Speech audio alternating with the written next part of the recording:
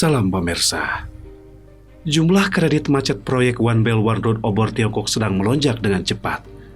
Menurut data yang dikumpulkan oleh Radium Group, sebuah perusahaan penelitian ekonomi, bahwa total akumulatif kredit macet yang tidak dapat dibayar kembali oleh negara peserta dalam 3 tahun terakhir telah mencapai lebih dari 78 miliar US dollar.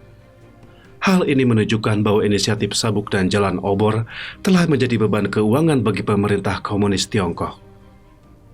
The Financial Times mengutip data dari grup Radium dalam laporannya menunjukkan bahwa dari tahun 2020 hingga akhir bulan Maret 2023 terdapat total sejumlah 78,5 miliar US dollar pinjaman negara-negara yang berpartisipasi dalam program obor seperti pembuatan jalan, kereta api, pelabuhan, bandara, dan infrastruktur lainnya yang gagal tertagih alias menjadi kredit macet.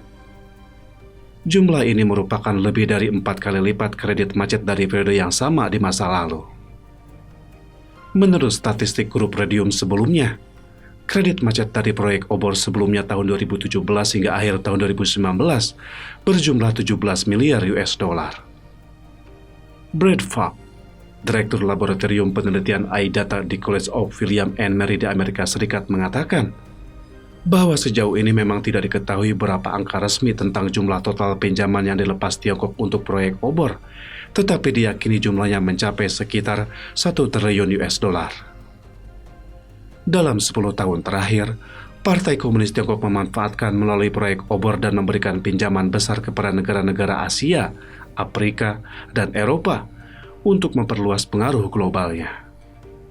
Namun, hal ini menyebabkan banyak negara jatuh ke dalam perangkap utang PKT. Karena kesulitan pembayaran terus meningkat, para ahli percaya bahwa PKT telah meningkatkan pemberian pinjaman talangan darurat ke negara-negara ini demi menyelamatkan perbankan Tiongkok. Menurut sebuah laporan yang dibuat oleh para peneliti dari Bank Dunia, Sekolah Harvard Kennedy, iData dan Institut Gili untuk Ekonomi Dunia, nilai total pinjaman talangan darurat tersebut antara tahun 2019 hingga akhir tahun 2021 mencapai 104 miliar US dollar. Total dana talangan darurat yang dipinjamkan Tiongkok kepada negara-negara sedang berkembang antara tahun 2000 hingga akhir tahun 2021 setidaknya mencapai 240 miliar US dollar.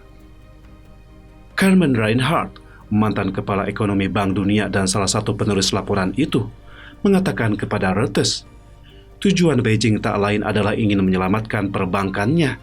Itulah mengapa ia masuk ke dalam bisnis pinjaman by laut internasional yang beresiko tinggi. Semakin banyak negara peserta proyek obor PKT telah didorong ke jurang kebangkrutan karena perlambatan pertumbuhan ekonomi global, kenaikan suku bunga, dan rekor tingkat utang yang tinggi di negara-negara berkembang. Terus terang, saya pikir ini baru permulaan, kata Brad Falk. Perbankan Tiongkok ingin memastikan apakah peminjam luar negeri terbesar mereka memiliki cukup dana untuk terus membayar kewajiban utang proyek infrastruktur mereka. Jadi, setiap kali peminjam terbesarnya mengalami kesulitan keuangan, pemerintah Tiongkok mungkin akan mendorong pelepasan pinjaman darurat, katanya. The Financial Times menunjukkan bahwa meskipun dibandingkan dengan puncak epidemi pada tahun 2020 dan 2021, rasio kredit macet obor tahun 2022 telah berkurang. Tapi para ahli mengatakan bahwa ini tidak berarti adanya peningkatan kualitas yang mendasari pinjaman. Matthew Menji, analis senior Radium mengatakan, meskipun beberapa negara penerima utama pinjaman Tiongkok seperti Pakistan berhasil bertahan dengan bantuan IMF dan dana talangan bilateral, tetapi celah di obor semakin menganga. Uang talangan PKT itu mahal bunganya.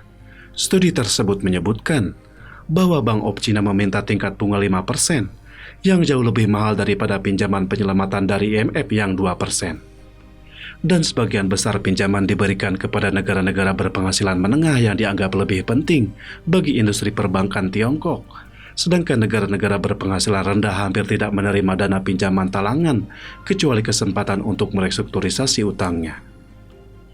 Analis berpendapat bahwa Beijing tidak akan menangguhkan inisiatif obor karena ada hubungan yang erat antara proyek ini dengan reputasi global PKT dan citra kepemimpinan Xi Jinping.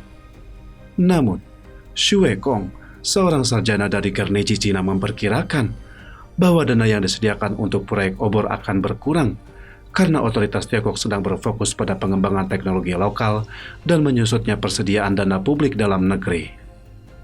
Sueko mengatakan, tidak mungkin Tiongkok menyediakan dana berskala besar kepada perusahaan milik negara untuk proyek obor. Cukup sekian dulu, terima kasih atas perhatiannya.